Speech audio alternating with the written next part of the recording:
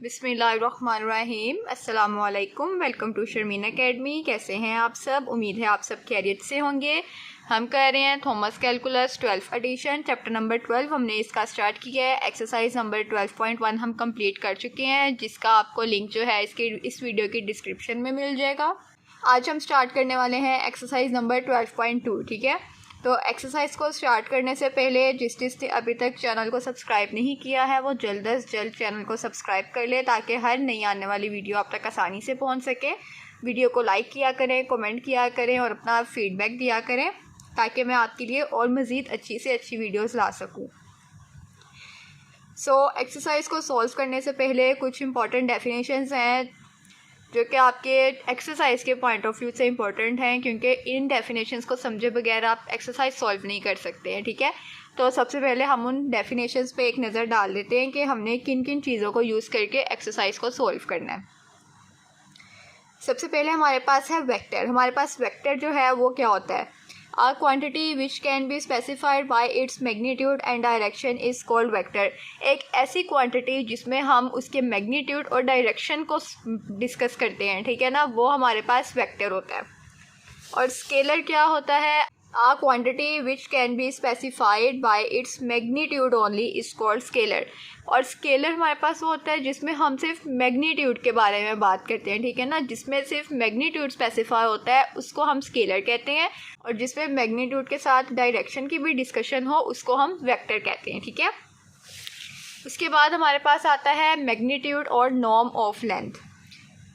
Magnitude भी कहा जा सकता है, इसको नॉर्म भी कहा जा सकता है और इसको लेंथ भी कहा जा सकता है। ठीक है, लेट वी मतलब वेक्टर, ये जो एरो है ये वेक्टर को डिनोट करता है, is equal XI plus YJ plus ZK be a vector. ठीक है, ये हमारे पास कोई भी एक वेक्टर है। ठीक है, then the magnitude is defined as. तो मैग्नीट्यूड किस चीज़ से डिफाइन होती है? इस चीज़ से मैग्नीट्यूड डिफाइन होती है, ये मोड मैग्नीट्यूड होता है। ठीक है, इसको हम नॉर्म भी कहते हैं। ऐसे लाइन लगा के वी वेक्टर नॉर्म, ठीक है, इसको हम नॉर्म भी कहते हैं, इसको हम लेंथ भी कहते हैं, इसको हम मैग्नीट्यूड भी कहते हैं। इसको सॉल्व करने का क्या मेथड है? अंडर रूट लेना होता है जो वेक्टर दिया होता है उसके स्क्वायर के सम का। ठीक है, इट मीन्स के वी वेक्टर आपके पास क्या है? XI plus YJ plus Z है, CK है, तो अंडर रूट में आपके पास x का स्क्वायर प्लस y का स्क्वायर प्लस z का स्क्वायर आएगा। ठीक है, ये आपकी मैग्नीट्यूड और नॉर्म निकल आएगी। इसके बाद हमारे पास है यूनिट वेक्टर। यूनिट वेक्टर हमारे पास क्या है? A vector is said to be unit vector if its magnitude is unity. Unity means 1, ठीक है ना। अ वेक्टर, ऐसा vector is said to be unit vector if its magnitude is unity. अब एक ऐसा वेक्टर जिसका मैग्नीट्यूड हमारे पास unity हो, मतलब कि ये जो हम मैग्नीट्यूड और नॉर्म पढ़ के आए हैं इसको सॉल्व करें और हमारा जो आंसर है वो 1 आएगा, तो वो हमारे पास यूनिट वेक्टर होगा। ठीक है, it will be denoted by, इसको हम इस चीज़ से डिनोट करेंगे। ठीक है, ये इसका फॉर्मूला है। यूनिट वेक्टर इज इक्वल किसके होता है? वेक्टर ओवर मैग्नीट्यूड के। ठीक है, अब इक्वल वेक्टर्स में हमारे पास क्या है? इक्वल हमारे नाम से पता चल रहा है कि वो इक्वल होंगे, लेकिन वो किस सेंस में होंगे ये डिस्कस करते हैं। Two vectors a b and c d are said to be equal. क्या है? 2 वेक्टर्स हैं हमारे पास, एक ए बी है एक सी डी है, तो वो इक्वल कब होंगे?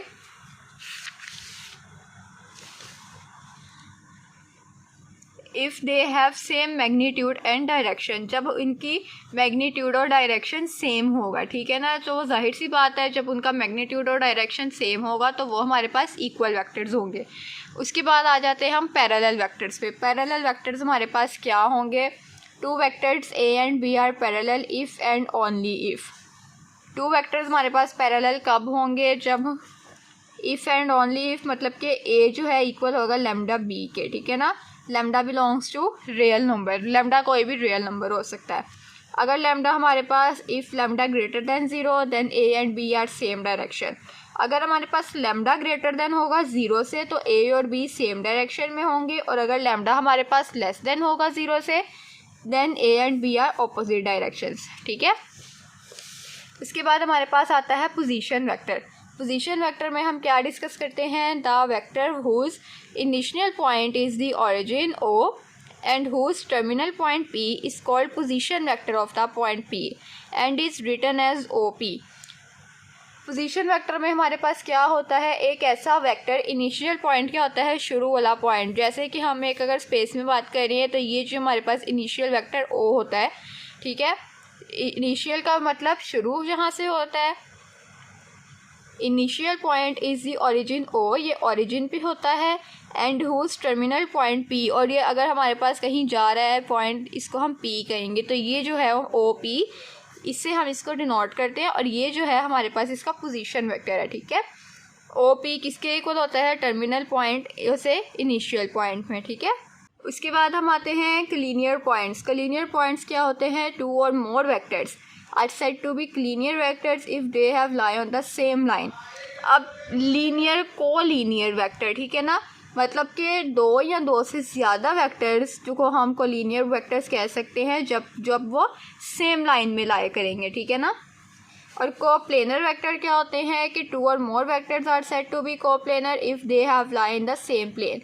अगर वो सेम प्लेन में लाए करेंगे, दो या दो से ज़्यादा वेक्टर भी हो सकते हैं, तो वो हमारे पास कोप्लेनर वेक्टर होंगे। लेकिन अगर दो या दो से ज़्यादा वेक्टर हमारे पास सेम लाइन में लाए करेंगे, वो हमारे पास क्लीनियर वेक्टर होंगे। क्लियर। उसके बाद हमारे पास आता है मिड पॉइंट। मिड पॉइंट हमारे पास क्या होता है, the mid point M, mid point को हम एम से डिनोट करते हैं, of the line segment joining points P1 and P2 is the point. Mid point हमारे पास एक ऐसा पॉइंट होता है कि जो कि हमारे पास P1 और P2 के पॉइंट्स को ज्वाइन करता है। P1 में मिसाल के तौर पे P आपके पास पोजीशन वेक्टर है, ठीक है। P1 में हमारे पास x1, y1, z1 पॉइंट्स है, P2 में आपके पास x2, y2, z2 पॉइंट्स है, ठीक है। और मिड पॉइंट इन दोनों के पॉइंट्स को आपस में ज्वाइन करेगा, और ये इसका फॉर्मूला है, ठीक है। x1 plus x2 over 2, y1 plus y2 over 2, z1 plus z2 over 2, ये मिड पॉइंट को सॉल्व करने का फॉर्मूला है। सो अब हमने इसकी डेफिनेशंस देख ली, अब हम इसकी एक्सरसाइज पे चलते हैं कि हमने क्वेश्चंस में क्या सॉल्व करना है। क्लियर। अब देखें एक्सरसाइज नंबर 12.2 के क्वेश्चन नंबर्स 1 से 8 में हमारे पास क्या है। इन क्वेश्चन 1 to 8 u हमें दिया हुआ है 3 और -2, और v हमें दिया हुआ है -2 और 5, ठीक है। हमने क्या बताना है, सबसे पहले हमने इसकी कंपोनेंट फॉर्म बतानी है, और फिर हमने उसका मैग्नीट्यूड फाइंड करना है। सो 1 से 8 तक क्वेश्चन है। 1 वाले में हमारे पास है 3u, ए में उन्होंने कहा है कंपोनेंट फॉर्म बताए, ठीक है। ये आपकी बुक पे क्वेश्चन कंप्लीट लिखा हुआ है, मैंने क्वेश्चंस नहीं लिखे हैं। 3u में हमने सबसे पहले क्या बताना है, कंपोनेंट फॉर्म बतानी है। तो 3u किसके इक्वल है, 3 की जगह हम 3 रहने देंगे, u की जगह हम u पुट करेंगे 3 और -2। कंपोनेंट फॉर्म बनाने के लिए हम क्या करेंगे, 3 3 9 आ जाएगा, 3 2 6 आ जाएगा, 2 के साथ माइनस था तो माइनस आएगा, ठीक है। ये हमने इसकी कंपोनेंट फॉर्म बना दी। अब मैग्नीट्यूड फाइंड करना है। मैग्नीट्यूड के लिए मैंने आपको क्या बताया था कि ऐसे लाइंस लगा के हम इसको डिनोट करते हैं। 3u का हमने मैग्नीट्यूड फाइंड करना है। अब हमने अगर 3u का मैग्नीट्यूड फाइंड करना है ना, तो मैंने आपको कहा था कि हम अंडर रूट में जो है वो वेक्टर्स लिखते हैं, उसका स्केयर लिखते हैं, ठीक है। अब जैसे x था तो x का स्केयर प्लस y का स्केयर था। अब इसमें उन्होंने हमें 3u, ये देखिए 3u का मैग्नीट्यूड फाइंड करने को कहा है, ठीक है ना। तो हम 3u को उठाएंगे, जो 9 और -6 हमने इसकी कंपोनेंट फॉर्म बनाई है, ठीक है। हम अकेले u को नहीं उठाएंगे, हम 3u को उठाएंगे। अब 3u में हमारे पास में कंपोनेंट फॉर्म थी 9 और -6, 9 का स्केयर प्लस -6 का स्केयर आएगा, ठीक है, अंडर रूट में। 9 का स्केयर ओपन करेंगे 81 आएगा, -6 का स्केयर ओपन करेंगे 36 आएगा, 81 में प्लस करेंगे 36 117 आएगा, अंडर रूट 117 को सॉल्व करेंगे 3 अंडर रूट 13 आंसर आएगा, ठीक है। कैलकुलेटर की मदद से आप इजीली सॉल्व कर सकते हैं। उसके बाद है -2v। सबसे पहले कंपोनेंट फॉर्म बतानी है। -2v किसके इक्वल आएगा, -2 एज इट इज़ v की जगह हमने वेक्टर का लिखा है कि v उन्होंने हमें किसकी जगह दिया हुआ था, -2 और 5 दिया हुआ था। 2 2 4, माइनस माइनस प्लस हो गया, 2 5 10 माइनस के साथ। अब मैग्नीट्यूड फाइंड करना है, तो मैग्नीट्यूड में हम 4 का स्केयर लेंगे प्लस 10 का स्केयर लेंगे अंडर रूट में। 4 का स्केयर करेंगे 16 आएगा, प्लस 10 का स्केयर करेंगे 100 आएगा, इन दोनों को सम करेंगे 116 आएगा, इसको सॉल्व करेंगे 2 अंडर रूट 29 आंसर आएगा, ठीक है। कंपोनेंट फॉर्म और हमने मैग्नीट्यूड फॉर्म बतानी है। क्वेश्चन नंबर 3 में क्या है हमारे पास, u प्लस वी है। तो u प्लस वी में हमने पहले u का वेक्टर लिखा 3 और -2, फिर प्लस की जगह प्लस डाला, v की जगह v का वेक्टर लिखा। अब 3 -2 -2 5, ये प्लस हो रहे हैं वेक्टर, ठीक है ना, तो वो प्लस का साइन जब हम उसके साथ मल्टीप्लाई करेंगे तो वो वैसे ही वेक्टर आ जाएगा। अब हमने क्या करना है, इसको हमने किस तरह से लिखना है, इसको इससे सॉल्व करना है और इसको हमने इससे सॉल्व करना है, ठीक है ना। इसको हमने एक साथ प्लस नहीं करना है। अब जैसे ये हमारे पास x है, ये y है, ये x है, ये y है, ठीक है ना। हमने इसको x में से x को सॉल्व करना है, y से y को सॉल्व करना है। अगर आप ये स्टेप नहीं करना चाहते हैं तो आप इधर से भी डायरेक्ट सॉल्व कर सकते हैं। ये हमारे पास x है, ये हमारे पास y है, ये x है, ये y है। x क्या है 3, यहाँ पर x क्या है -2। 3 - 2 करेंगे 1 आएगा आपके पास, और -2 + 5 करेंगे तो आपके पास प्लस माइनस माइनस माइनस आएगा, तो 2 में से 5 माइनस करेंगे 3 आएगा, ठीक है। साइन प्लस का आएगा क्योंकि 5 बड़ा है और 5 के साथ प्लस है। जो बड़ी अमाउंट के साथ डिजिट होता है वो आता होता है, ठीक है। लेकिन अगर आप इसको लिख भी लेते हैं तो कोई मसला नहीं है, आप इसको इस तरह से लिख भी सकते हैं। अब मैग्नीट्यूड किस तरह से लेना है, u + v का मैग्नीट्यूड लेना है तो 1 का स्क्वायर लेंगे प्लस 3 का स्क्वायर लेंगे अंडर रूट में। 1 का स्क्वायर 1, 3 का स्क्वायर 9 और 9 + 1 10, ठीक है। अब इसी तरह हमने क्या करना है, u - v फाइंड करना है। u - v के लिए u वेक्टर लिखा, -v वेक्टर लिखा। अब हमने क्या करना है, 3 माइनस माइनस प्लस हो जाएगा, 2 5 आ जाएगा, 3 + 2 5। अब -2 -5 है, माइनस माइनस प्लस हो जाएगा, लेकिन साइन माइनस का आएगा क्योंकि बड़ी अमाउंट के साथ माइनस है, 7 आ गया। अब मैग्नीट्यूड फाइंड करने के लिए हमने क्या करना है, u और v की मैग्नीट्यूड फाइंड करनी है। अंडर रूट में 5 का स्क्वायर लगाया, -7 का स्क्वायर लगाया, 5 का स्क्वायर 25, 7 का स्क्वायर 49, दोनों का सम किया, हमारे पास 74 अंडर रूट में आंसर आ गया। अब नेक्स्ट हमारे पास 5 वाला क्वेश्चन क्या है, 2u - 3v। अब 2 जो है u इससे मल्टीप्लाई हो रहा है, 2 के साथ u का वेक्टर लिखा, -3 में v की जगह हमने v का वेक्टर लिखा। पहले 2 3 * 6 मल्टीप्लाई कर लें, 2 2 4 आ गया माइनस के साथ, और इसी तरह माइनस माइनस प्लस, 3 2 6 और 3 5 15 माइनस के साथ आ गया। अब इधर से आपने वो काम करना है जो इसमें हमने किया था, ठीक है ना। अब क्या करना है, 6 को प्लस करना है, 6 से 12 आ गया, -4 -15 minus minus plus, sign minus का प्लस करेंगे 19 आ जाएगा, ठीक है। उसके बाद जब हमने इसकी मैग्नीट्यूड फाइंड करनी है, 2u - 3v की, आप चाहें तो इधर लिख ले, 2u - 3v की मैग्नीट्यूड किसके इक्वल है, अंडर रूट 12 का स्क्वायर माइनस अंडर रूट 19 का स्क्वायर।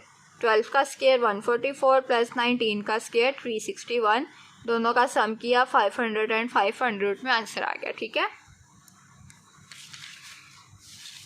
उसके बाद हमारे पास क्या है, -2u + 5v है। -2 की जगह -2, u की जगह u का वेक्टर, +5 की जगह +5, v की जगह v का वेक्टर। 2 3 6 माइनस के साथ, माइनस माइनस प्लस, 2 2 4, 5 2 10 और 5 5 25, -6 -10 माइनस माइनस प्लस हो जाएंगे, साइन माइनस का आएगा, 16 आ गया। 4 में 25 प्लस किए हमने तो वो हमारे पास 29 आ गया, ठीक है। ये स्टेप मैंने आगे लिख दिया, आप इसको नीचे लिखिएगा। इसके बाद अब हमने मैग्नीट्यूड फाइंड करनी है। मैग्नीट्यूड में हमने -16 का स्क्वायर और 29 का स्क्वायर सम करवाना है। 16 का स्क्वायर 256 और 29 का स्क्वायर 841, दोनों का सम करेंगे तो 1097 हमारे पास इसका आंसर आ जाएगा, ठीक है। आपने ये सारे स्टेप नीचे नीचे करने हैं, स्टेप बाय स्टेप करना है, ठीक है ना। उसके बाद क्वेश्चन नंबर 7 में हमारे पास क्या है, 3/5u + 4/5v है। 3/5 एज इट इज़ u की जगह u का vector plus 4/5 as it is v की जगह v का वेक्टर, ठीक है। अब 3 3 9 होता है, 9/5 आ गया, माइनस का माइनस, 3 2 6/5 आ गया, 4 2 8 माइनस के साथ ओवर 5 और 4 5 20/5। अब 9/5 -8/5 -6/5 और +4 4 कैसे, 5 1 5 5 4 20 कटिंग कर ली, ठीक है।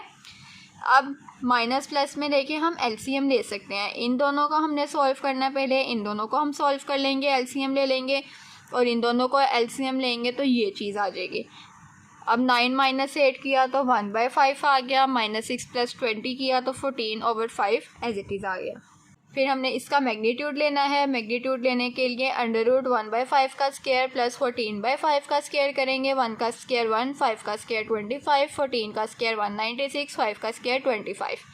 अब फिर इधर प्लस है तो प्लस में एलसीएम लेंगे। 1 + 196 197/25 हो जाएगा। तो अंडर रूट, अब 25 का अंडर रूट तो कैंसिल हो जाएगा, ये देखिए 197 और 25 पे अंडर रूट है, जो कि हमारे पास किसके इक्वल आएगा, 197 और 5 का स्क्वायर होता है हमारे पास 25। स्क्वायर और अंडर रूट कैंसिल हो जाएंगे तो अंडर रूट सिर्फ 197 पे बच जाएगा, नीचे 5 एज इट इज़ आ जाएगा। ठीक है, अब क्वेश्चन नंबर 8 में देखें क्या है। -5/13u + 12/13v। -5/13u की जगह u वेक्टर पुट किया, 12/13v की जगह v वेक्टर पुट किया। ठीक है, 5 3s हमारे पास 15/13 आ गया, 5 2s 10/13, 12 2s 24/13, 12 5s 60/13।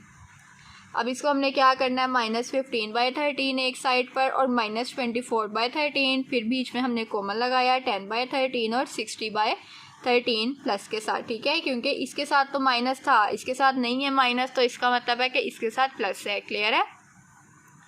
अब इन दोनों टर्म्स का एलसीएम लेना है और इन दोनों टर्म्स का एलसीएम लेना है। इन दोनों टर्म्स का एलसीएम लेंगे, 13 आएगा, -15 -24, एलसीएम सबको सोल्व करना आता है। अब इन दोनों टर्म्स का एलसीएम लेंगे तो 13 आएगा, 10 + 60 आएगा, -15 -24 -39 के इक्वल होता है। 13 1s 13, 13 3s 39। ठीक है, और 10 + 60 करेंगे 70/13 आएगा। इसकी कटिंग कर ली थी हमने, यहाँ -3 बचा था, इसकी कटिंग नहीं हुई तो ये 70/13 एज इट इज़ आ गया। उसके बाद जब हमने इसका मैग्नीट्यूड लेना है, मैग्नीट्यूड में √-3 का स्क्वायर प्लस 70/13 का स्क्वायर, 3 का स्क्वायर तो हमारे पास 9 आ जाएगा, 70 का स्क्वायर 4900 और 13 का स्क्वायर 169। अब यहाँ पर फिर एलसीएम आएगा, एलसीएम लेंगे, इन दोनों का सम लेंगे। 169 तो हमारे पास 13 का स्क्वायर है। ठीक है, इसको हम यहाँ पर ऐसे लिख लेंगे, ये 169 हमारे पास 13 का स्क्वायर है, ये हमारे पास कैंसिल आउट हो जाएगा, सिर्फ इसके ऊपर अंडर रूट बचेगा।